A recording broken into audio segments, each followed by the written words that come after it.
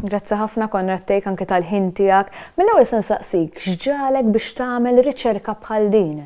Dan huwa perjodu ta' bej l-aħħar tal-ewwel gwerra dinjija sal-ftit wara għanidwek it-tieni gwerra dinjija. Ġifieri huwa perjodu ta' 40 sena, biss perjodu li qatt ma tantx ġie studjat. Fil-fatt aħna ovvjament dejjem ngħixu fid-del tal-glorja tal-barokk, il-bini tal-kavallieri, u morru iktar lura anke fil-żminijiet ma jkallix. Dar kien perjodu li qajjem li ċerta kurzita, għax hemm diversi binijiet, ftit minnhom huma jeċċellaw, u jirriflettu ħafna il-karattru tal-arkitettura ta' żmien, anke in-namra ta' dekorazzjoni u skultura fil-ġebla. Allura kien naħseb perjodu li xtaqt nesplora aktar. U kienet sfida wkoll biex nittratta dan il-perjodu. Jiena fil-fatt il-ktieb semmejtu Art Nouveau to Modernism, 1910 to 1950, ġibli li kien jitratta dal-perjodu pjuttost xejn mistura nidwek. Jekk ukoll insaqsik fuq eżempji tanġibbli ta' xogħlijiet, forsi tista' semmili xi ftit? Id-dilemma li kelli meta semmejtu Art Nouveau to Modernism ma kienx aħna għandna ftit eżempju tal-istil Art Nouveau, biss huma limitati ħafna. L-Art Nouveau fl-Ewropa kien qabad fl-aħħar tas-seklu 19, bidu tas-seklu 20, ċentri metropolitani, ġifieri f'Pariġi, Brussell, Vienna, u kien jisemma b'ismijiet differenti, ġifieri Art Nouveau, ovvjament bil-Franċiż, Jugendstil fil-Ġermanja, Sezasjon, Vienna, l-Awstrija, l-Italja, stile Liberty, Neo Liberty. U Malta kellna ftit eżempji, bieżempju nistgħu nsemmu Roseville, li llum hija inkorporata f'dar tal-anzjani ġewwa Ħalbalsan. Nista' nsemmu wkoll dar li kienet qed tinbena għall-imħallef Michelangelo Refolo, bista sfortunatament kien miet u llum hija inkorporata f'lukanda ewlenija ħattart li f'dak l-istil Art Nouveau. U bagħad hemm il-famuż Balluta Buildings ta' Giuseppe Psajla li kulħadd huwa familjari fil-bajja tal-Balluta huwa bini għanidu hekk ispirat ħafna mill dak li jgħidu stile Floriale Taljan u stile Liberty. Biss art ġifieri naħseb dat tlieta huma eżemplari tajbin tal-Art Nouveau, biss bagħad għandek dak li ngħidulu bl-Ingliż hemm il-kelma eclecticism, eclectiku, fejn għandek taħlita ta' diversi espressjonijiet artistiċi. Allura ġifieri mhux Art Nouveau biss, għalhekk jiena t-titlu għamiltu Art Nouveau to Modernism għax rid nesplora anki l-identità tal-arkitettura Maltija f'dak iż-żmien fejn kellek ħafna għanidu hekk sfumaturi differenti. Allura naħseb dan rid noħorġu biex sempliċiment xi ħaġa purament Art Nouveau in the strictest terms of the word bl-Ingliż, ġifieri. Allura naħseb bekk it-titlu jirrifletti aħjar il-kontenut tal-ktieb. Konvinta li jekk insaqsik tispjegali fuq dal-istil u x'inhu eżatt dal-istil ma nifqux, imma forsi tista' ttina anke ftit ħiel fuq dal-istil partikolari. Dak kien stil għanidu hekk il-miġja tal-arkitettura moderna ma kienx xi ħaġa għanidu hekk xi ħaġa linja dritta. Ġifieri inti kellek ħafna sibijiet, schools of thought differenti, kellek min li kien qed iħares lejn il-passat, oħrajn li kienu bħal futuristi Taljan iridu totalment jinnegaw il-passat u jaraw sempliċement l-arkitettura fil-futur.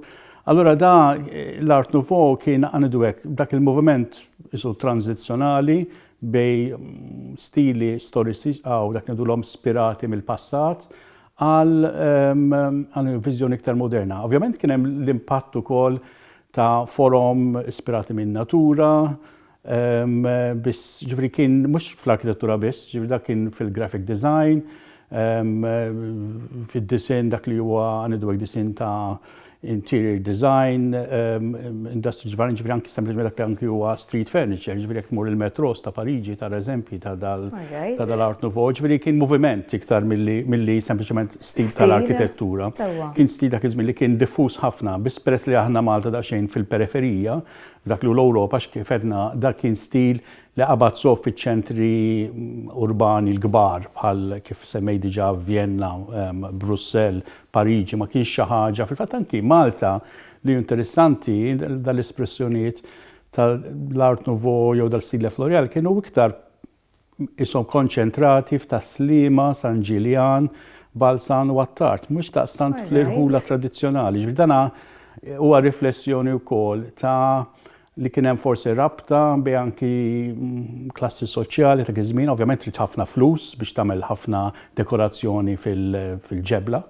għax huwa espressjoni jekk inti kapaċi tagħmel dar ta' faċċata kollha lavur, ovvjament qed turi li inti għandek il-kapaċità, l-influenza u l-fondi biex tagħmilha li inti ovvjament daqsxejn differenti minn ħaddieħor.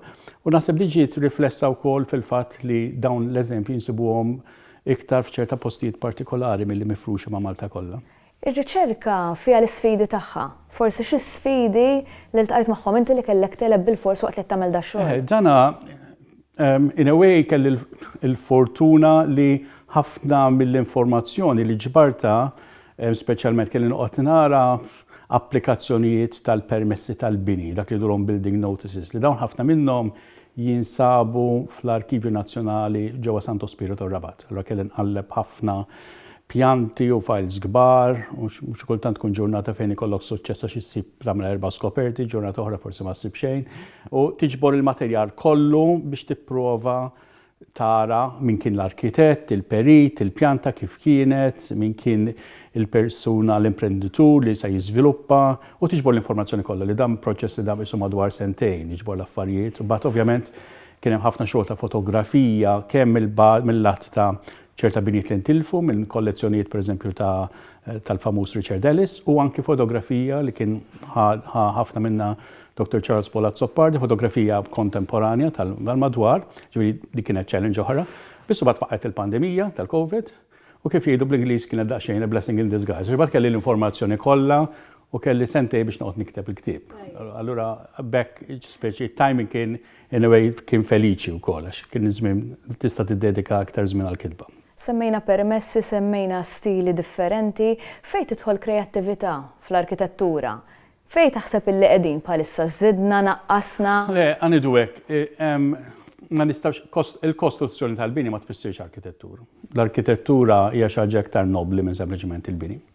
Ġifieri fi żmien ir-Rumani kien hemm arkitett l-storiku kittib ħafna magħruf Vitruvius li kien jiddefinixxi l-arkitettura bħala magħmula minn 3 komponenti li ovvjament għalhom bil-Latin, nidhom bil-Malti, li dan kienet l-utilità tal-bini, ovvjament insa tagħmel bini skont l-użu tiegħu, l-istabilità, l-istruttura tiegħu, l-bini irid ikun magħmul skont is-sena u jkun ovvjament stabbli. Biss imbagħad hemm aspett ieħor li kien jisejħa bil-Latin Venustas li hija l-isbuħija, l-estetika. Issa l-estetika mhux ħaġa li tista' tkejjilha, ġifieri ma sax briga tkejjel l-estetika. Ġifieri li binja ittik pjaċir li inti meta tara il-binja tispirak, jew inti kulħadd naħseb familjari meta tidħol f'katedral gotiku, Chartres, Notre Dame, tħoss ċerta emozzjoni, jew tidħol fil-Pantheon Ruma, tħoss speċjalment meta tara l-ewwel darba, tħoss ċerta sentiment. Naħseb dan huwa aspett importanti ħafna li l-arkitettura trid tispira, trid tispirak, ġifieri hemm element li dana mhux li jitkejjel bil-flus. Ġifieri sfortunatament, u din hija naħseb sintomu tas-soċjetà li qed ngħixu fiha, li il-kejl tagħna huwa bażikament il-massimizzazzjoni tal-profitt jew tal-flus jew x'nista' noħroġ minn din l-art li għandi.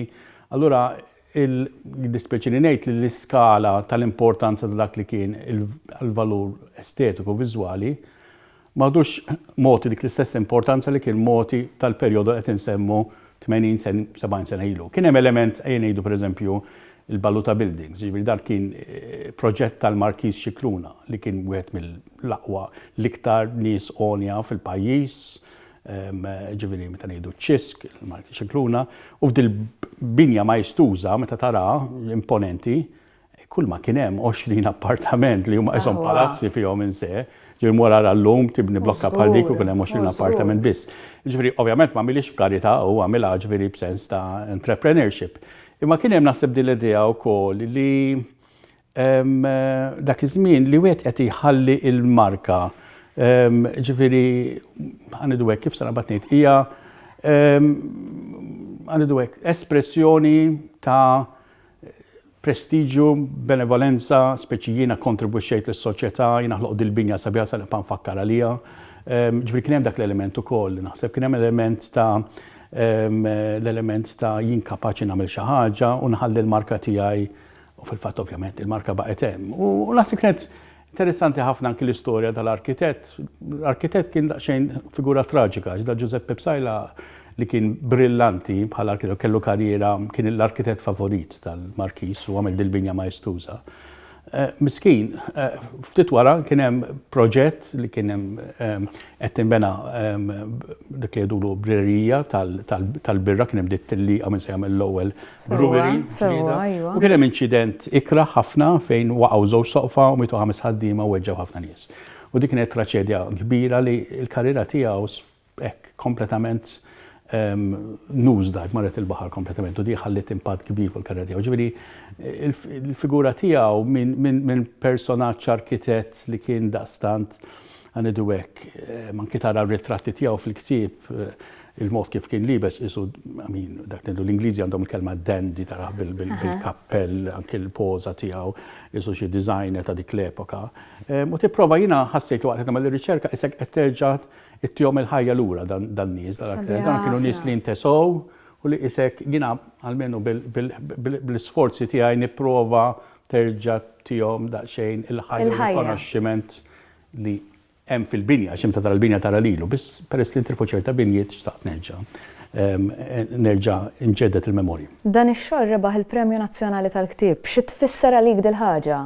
Ovvjament l-ewwel kienet sorpriża ħaġa li ma stennejtx, ġifieri inti meta taħdem fuq ktieb, naħseb bħal kull awtur u riċerkatur ieħor ma toqgħodx tgħid di qed nagħmilha biex forsi nirbaħ premju, ġifieri tagħmilha għan-namur tas-suġġett tiegħek. Biss ovvjament dejjem wieħed jew pjaċir li almenu hemm rikonoxximent li l-isforz ġie apprezzat, ġifieri naħseb dik naħseb hija l-iktar għanidu hekk ħaġa li tik sodisfazzjon u tispera li b'dak li tkun għamilt sa teduka u sa tgħin il-ħadd ieħor japprezza aktar dak li għandna biex dak li fadalna ma nitilfuhx għalkemm tlifna diversi, ma almenu dak li għandna nivvalorizzaw iktar naħseb dak huwa għanidu l-għan prinċipali fl-aħħar mill-aħħar li ssib ir-riċerka u tagħmilha u żomm għalik m'għandha l-ebda sinifikat għax tintilef. Ġifieri l-importanza hija li taqsama ma' kulħadd kemm jista' jkun. Proset ħafna, grazzi ħafna tal-ħin tiegħek. Grazzi.